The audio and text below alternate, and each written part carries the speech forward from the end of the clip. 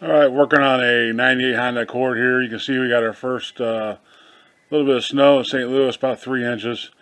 So we're going to put a steering wheel in here. He's got a factory wheel. He wants a quick release wheel. I don't ask questions, I just do what they tell me to do. So we're going to go through that. The instructions are in Chinese, so I guess I'm going to have to figure it out on my own. I have done quick release wheels in, my Camaro and things like that, but I've not done it in a Honda, so and I'm pretty sure the parts we have here are kind of a Chinese type parts, so we'll see how it goes.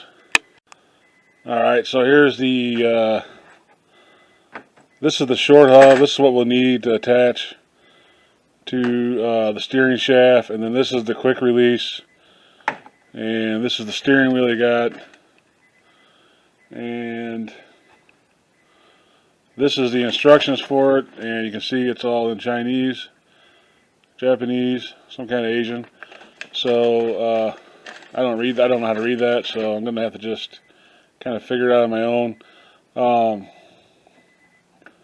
I know this quick release hub has some kind of it's got these dimples on the bottom here, which I think is how it lines up and down. I'm not sure. I have to look into it.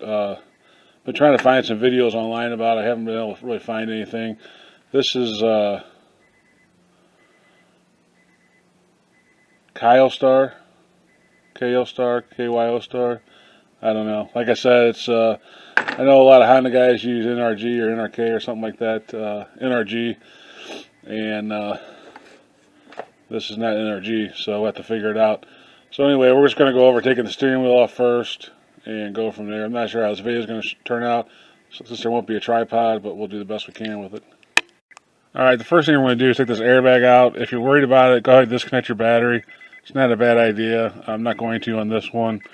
What you want to do is come off to the side here, and there's going to be this is open right now. There's a little cap that goes over that. Just take a screwdriver and pop that out, and inside there you'll find the Torx, and we're going to go ahead and remove that on both sides, and then this airbag part should come out. So let me get the tools ready. I'll let you know. Alright, so it's a T30, and we're just going to stick it in on each side and run them out, and then this should come out, and then we'll have an electrical connector in there, obviously, that we'll have to pull off. But let me go ahead and do that real quick, and then we'll pick it back up. One thing I will point out about this, it's easier to turn your wheel all the way up one way to the top when you take it off. That way the screws don't fall down to the steering wheel. If they do, it's not a big deal because you're going to take this off anyway. But keep in mind, if you're going to do a wheel like this, you're going to lose any kind of radio controls on your steering wheel. This one's got dash or a cruise control on here, so he's going to lose that. He's going to lose his airbag, of course. Now I think you can wire in a 2 ohm resistor into the wiring and bypass the SRS light on the dash. We're not going to do that on this, but that's an option down the road if the SRS light irritates you. There is a way to bypass that, but we're not going to cover that today. We're not doing it today on this. So we'll pull this back, and you're going to see the inside of the steering wheel. And yellow is normally going to be your airbag. Here's one of the screws that I dropped down in there. If you have a magnet or something, when you're taking it out, it might be helpful. But anyway, pull the yellow connector out, and then we're going to look at it and see which way it disconnects. Now I can't. It looks like this tab pulls down. Let me do it real quick, and then I'll show you afterwards. It's hard to hold the camera and do it with one finger, so let me disconnect this yellow connector here, and then we'll pick it back up.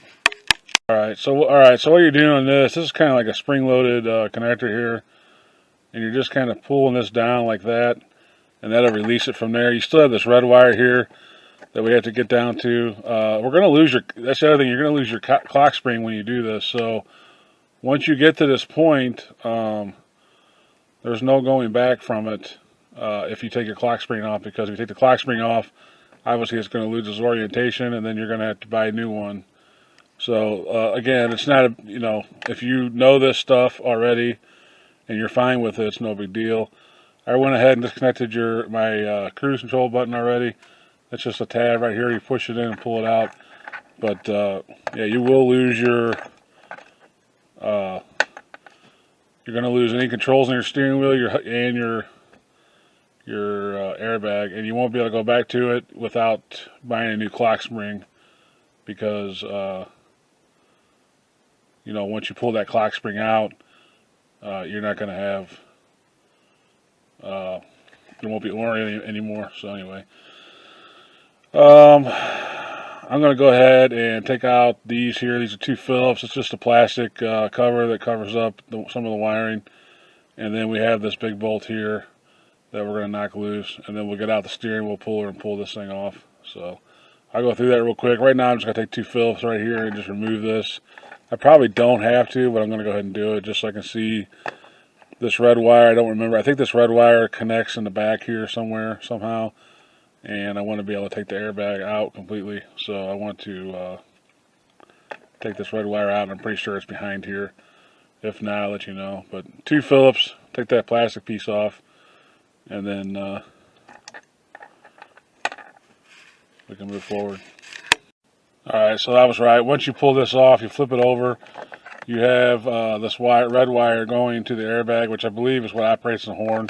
Your yellow here is always the actual airbag itself operation, and then obviously you press on the airbag to sound the horn, and this is a connector for it. So we'll just pull this out of plastic and pull that out, and then all the wires, you should be able to remove your airbag completely after that, and then all the wires will be disconnected, and we'll go for the center bolt here. Alright, so this is a 14 millimeter, and I just went ahead and used my leg and my arm and broke this thing loose. A lot of times on this style, that's all you have to do is just pull them real hard. If you don't, if you can't do it, you're not strong enough or whatever, yours is harder, you can get a steering wheel puller, which I had mine out and ready to go, but didn't have to use it. So just go ahead and take this bolt out the rest of the way, and take this out carefully. Get the wires out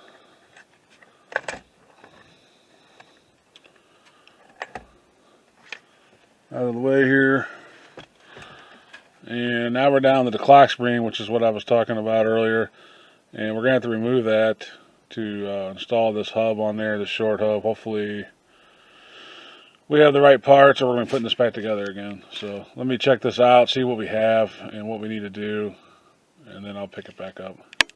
Alright, so here's your clock spring. Now I did kind of lie about this a little bit. You could reuse this clock spring as long as you keep this oriented close to where it's at. If you spin this around one turn, like farther than the steering wheel would actually go, you'll break the internals on it. What I'll probably do is pull it out and then wrap some tape or a zip tie around it so it can't turn. That way, if we ever want to go back to this old steering wheel, we can and still use this clock spring.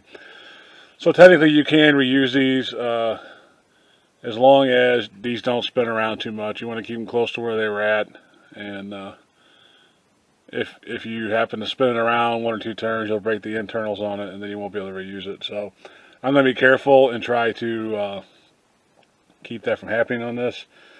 And from experience, I believe we have, trying to think here, we have to take some wires off from the clock spring here on the bottom, I believe.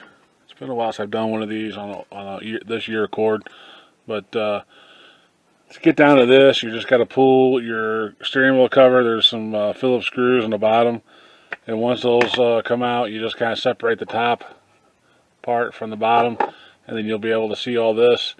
And then the clock spring is held on by 3 Phillips, and it does have some wiring coming from the steering column we'll have to take off. So let me get that open so we can see it, and then we'll pick it back up. Alright, on these vintage Hondas, you take the 3 screws out, go ahead and pull it down. You can see the wiring. There's only 2 connectors that go to it. You have this one here that goes on the side, and it's a normal clip connector where you just push it on the tab and pull it out. And then you have another one of those spring connectors in the back here, goes under the airbag, and it's the same as the one that's inside the steering column. All you do is pull this down like that, and it releases it from the other end, and then this clock spring is good to go. It's out now, so what I'm going to do with it is just zip tie it up real quick so it doesn't lose its orientation. If you're putting a new one in, this is how you would do it. So I guess this video also could be used as a steering wheel clock spring removal.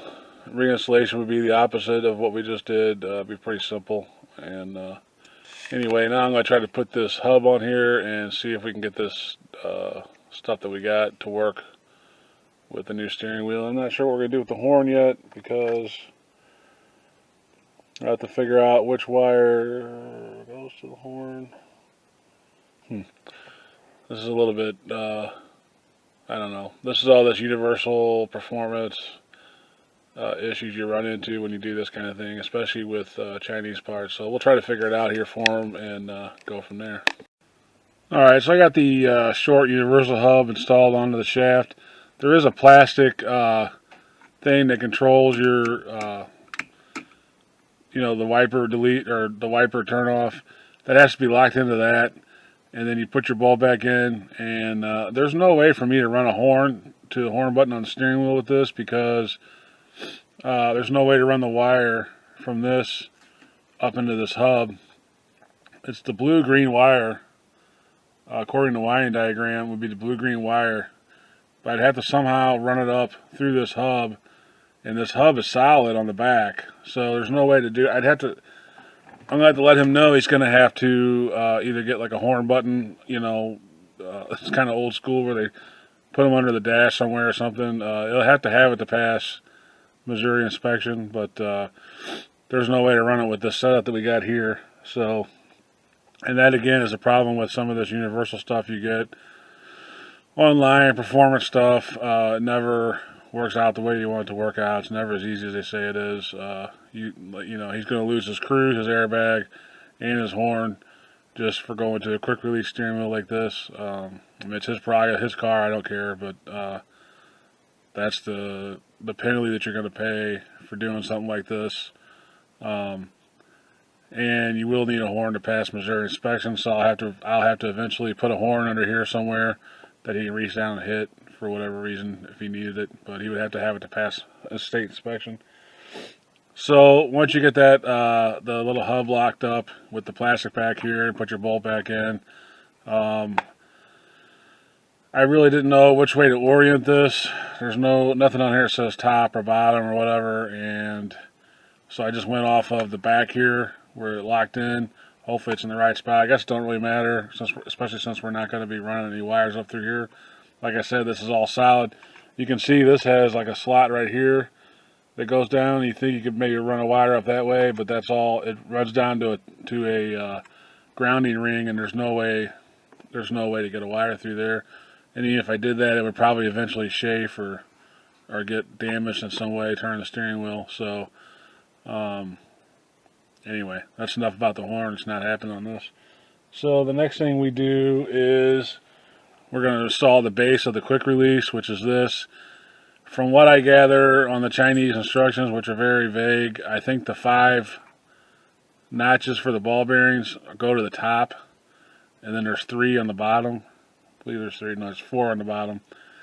I think those go to the bottom, so you're going to orient this. You're going to make sure your wires are kind of tucked in, and then you're just going to orient this to the top and line up the 6 holes. Now there's more than 6 holes here, but you're only going to put in 6, I think, on this. So we're just going to start a bolt here. Now the kit did come with these bolts, and so anyway, I'm going to go around and put these 6 bolts in, these Allens. Now, if you were just doing a clock spring and you're putting your factory stuff back on, you would install your clock spring, hook your wiring up, and then once you get everything installed, pull your grenade pin or whatever, and then you would start putting your steering wheel back on, your stock stuff, and this would be just simple plug and play stuff after this point. But since we're doing this, I'm still kind of working my way through this, and anyway, I'm going to keep going with the video on installing this universal kit. But like I said, if you were watching this video for the steering wheel or the clock spring, it's basically just reversal of what we just did, putting it back together. So I'm going to go ahead and install these 6 Allens, and then we'll pick it back up. Alright, so I got it bolted on, and now if you were running horn, you would have to hook your wires up in the back there. You'd have a wire coming up, you hook that to the wire on the inside of the hub, and then that wire would go to that, and then this hub here, and like I said, I think the top has got this extra hole right here, and I believe that's what clocks it in. Ow. So that would hook in, and then you would run your horn wires here. So since we can't do that in this, since there's no way to get a wire through that hub, it's moot for us. But if you were going to install this yourself and you had this actually worked with your setup, you would run those wires. And it comes with extra wires and connectors and stuff that you would need to hook it up. So I believe this is the top of it, because there's this pin here, and there's an extra little dial pin here, which, well, I guess that's for that. I'm assuming this is the top. I don't really know. I don't even know if it matters, to tell you the truth. Well, yeah, it does matter, because you have those 5 notches on the top. So this is almost how it has to go. So I'm going to go ahead and bolt that steering wheel in, and then we'll start putting the rest of this together. Probably won't bore you with that. All that is that plastic cover here, and then that. So I'm going to go ahead and bolt the steering wheel in, and then we'll take it for a test drive. Should pick up about 50 or 60 horsepower with this. It's definitely a huge power header. So just the weight reduction alone with the airbag and the wiring and the clock spring and everything, well, should really wake this car up. So we'll go ahead and I'll go ahead and install that steering wheel. There's 6 bolts that go in here. Hopefully it lines up, because everything's universal, you never know. And then we'll finish this out. Alright, so I got the interior back together. There's a little bit of gap here. This is where the clock spring went, and it was black, and the stock steering wheel will cover that up. I'm not sure how well this aftermarket steering wheel is going to cover it, but again, you make compromises when you do stuff like this. So just pop it on like that, and then if you want to release it, you just pull on this ring and press this button in, and then it'll pull off. He's got a horn button for it somewhere. I'll have to find that, or he'll have to find it. But that's pretty much it. I'm not sure how much this video will help you. You know, it's not a normal job that I would do. I mean, I do a lot of performance stuff. I've had race cars and stuff in the past, like real race cars. And I actually have a Camaro I'm getting ready to tackle here in the future real soon. An 81 C28. So I do know quite a bit about performance, but not so much about Accords and stuff like that. I know, you know, these engines can be built up pretty well, but this is a stock Accord. So I don't know, whatever. That's it. Hopefully, if you're just doing a clock spring or a steering wheel, hopefully maybe this video will help you learn how to do that. So anyway, I guess we'll end it here and go on down the road with this one. So anyway, thanks for watching, and as always, God bless.